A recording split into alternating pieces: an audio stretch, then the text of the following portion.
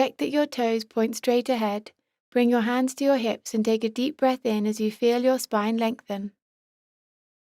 Exhale, soften your knees, draw your abs in and fold forward from the hip joints with a flat back.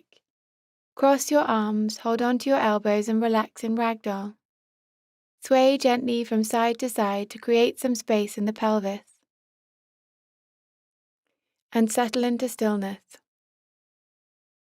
Take several slow, deep breaths here, in and out through your nose. Be careful not to force the stretch in the backs of your legs. Bend your knees as much as you need to allow your spine to fully release. You will find that your legs start to straighten over time. Let your head drop towards the mat and release any tension in the neck and shoulders.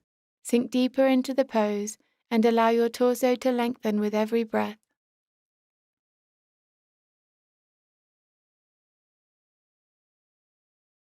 To come out of the pose, take a deep breath in, bring your hands to your hips, micro-bend your knees and come up to standing with a flat back. Exhale, release your hands and draw your shoulders back.